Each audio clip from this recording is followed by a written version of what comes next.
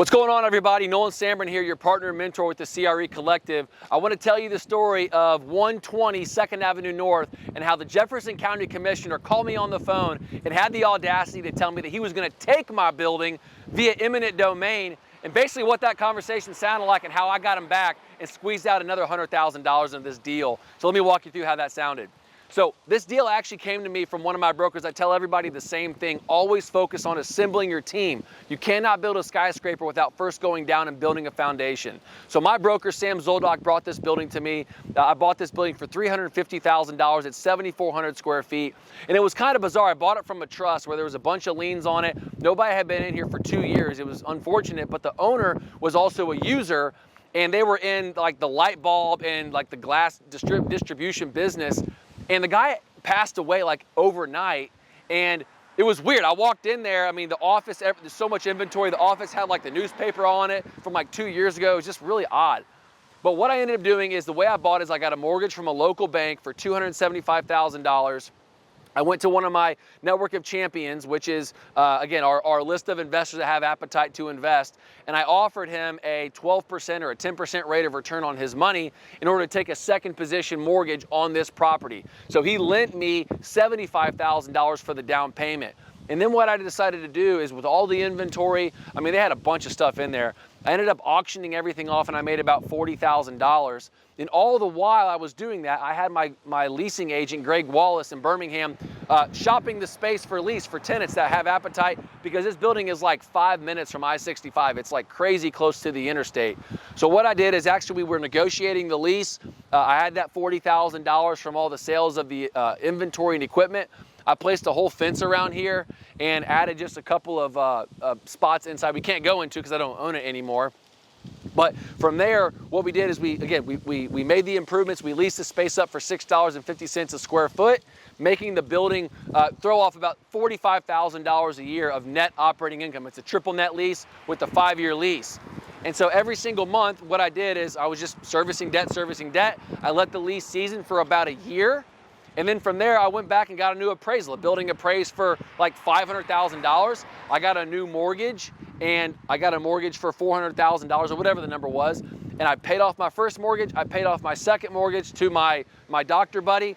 And then I put another $50,000 in my pocket. And then the debt ratio went from about 1.6 to about 1.4, which is still strong and still healthy. And I was able to cash flow that thing into oblivion. And then that's when the whole situation happened, where Jefferson County called me and asked me if they could have any interest in maybe me selling. And at the time, I really didn't have any reason to sell because I liked the tenant. I had 3.5, 4 years left on that lease. I just, made some improvements to the site. And from there, nothing happened, right? The city came and then they went back out. They said, actually, we don't have any interest.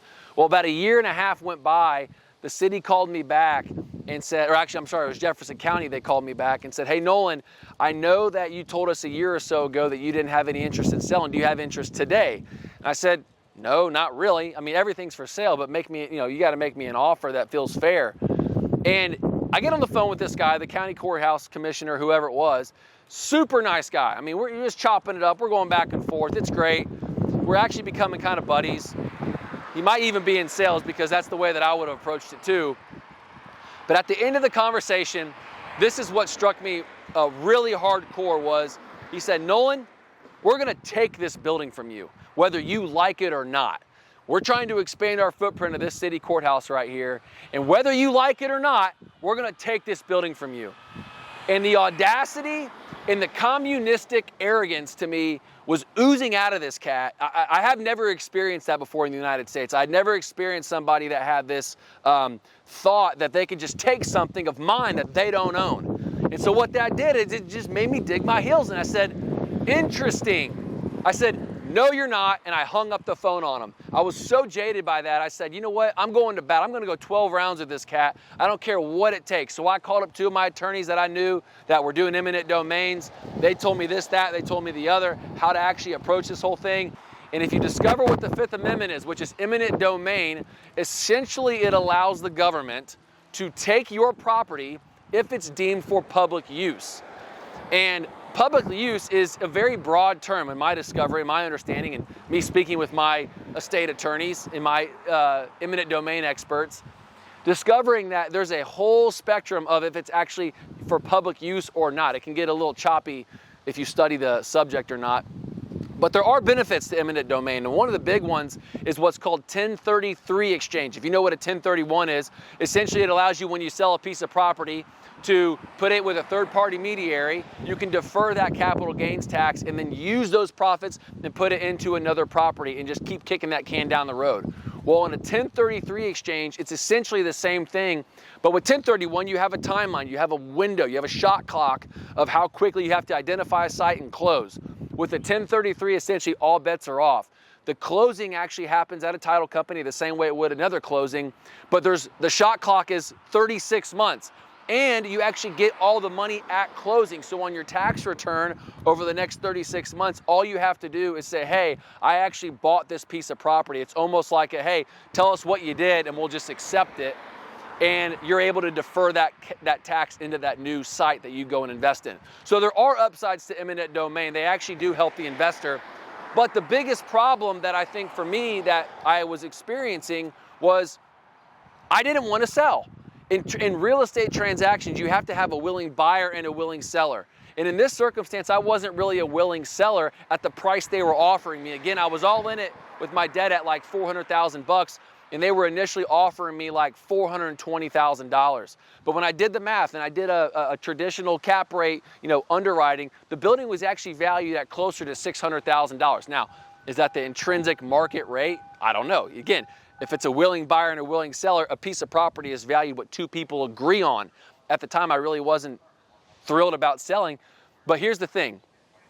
The way that I was profitable on this site was my tenant, they were expanding so quickly. They had actually purchased a business from somebody else, and they were growing rapidly. I mean, this site is 7,400 square feet. They were looking at $25,000 sites. I actually have another building down the street that's a lot larger they were looking to move into. That one didn't work out. That's a blessing. But what happened is my tenants had at that point 3 years left on their lease, which is roughly $120,000 of income that I was owed. According to our lease, I actually had a personal guarantee inside of it. I offered them a buyout. I said, you can discount this. And the reason why these buyouts work so well and the discount is because when these leases are triple net, remember, the tenant is responsible for the taxes and also the insurance. So when I offer them a buyout, they're able to essentially get rid of paying those extra expenses and only having to pay me the rent, which at that point would have been, again, $120,000. When you include the nets, it's closer to like $150,000. So I offered them this buyout, and they took the buyout at like $60,000. So I put 60 grand in my pocket. They were able to go move out of this site and go find a new building that they wanted to rent anyway. I was able to then negotiate with Jefferson County. We agreed upon $520,000 of a purchase price. And another benefit of using eminent domain is you don't have to pay any real estate commissions. They actually pay for all the closing costs. I had to make sure that they had clear title and things, which was a cost. But I didn't have to come out of pocket $25,000 in real estate commissions, which is a blessing too. So here's another thought then as I'm closing all this up. Out of the gate, dig your heels in if you are ever in the eminent domain situation, because they have wiggle room. If they're going to tell you that they can't go up or they can. They offer me $420,000 out of the gate. Well, I negotiated up all the way to $520,000, so I got another $100,000 out of it. I'm doing a 1033 exchange, meaning that I have 36-month window to go and identify a new site and essentially just place it on my tax return that I went and invested in that. And it's just a handshake, yes, you did it kind of a deal. But here's the kicker, and this is where I think the money really is made, is after we agreed on this, again, Jefferson County went back to being great friends with me. They were like, hey, this is great, we're able to make our footprint of our site better. We're able to improve. They just got a grant from the United States for like $60 million to improve this zip code. So there's a lot of positive things happening, but this is the key. I said, you get more flies with honey, right? And what I decided to do is I wrote a little letter. I said, hey, thank you for the opportunity. I'm excited to partner, like all that kind of stuff. I fell on the sword, act like I was a good guy. And now opportunities are flowing towards me because they were understanding I was able to transact that deal. There's going to be other sites that they are going to want to potentially take down in the future that the city already owns. So who's a better investor than me with somebody that they know, like, and trust, that they know that they can do partnership deals with? So here's the thought at the end of the day. I pray eminent domain never happens to you, but there's always more juice that you can squeeze. You can study 1033 exchange, allowing you to defer tax for a much longer term than a 1031 where you have to have a shot clock and a window. And then most importantly, become friends with the city. They're the ones that are in the development. You've seen this transaction happened like 6 months ago and nothing's even happened yet. Like there's nothing going on. So what I'm getting at is you have the opportunity to learn and see where cities are trying to expand and what they're doing, and you can catch the front of that wave and purchase maybe a piece of property that you know might be eminent domain. And so the value today is here, but you know in the future, because of where the building and the location is expanding to, the value is going to be here, and you can profit from that. And essentially just keep deferring tax. You can partner with the city and partner with the county. So if you'd like to learn more about commercial real estate, again, I hope it's never eminent domain, but you would like to learn more and partner and buy these nice buildings and figure out how to create cash flow and financial freedom, give me a follow, like this video, schedule a call directly with me by DM me CRE or click our profile link and schedule a call. I hope I have you join our CRE Collective, and I will see you on the other side. Talk to you then.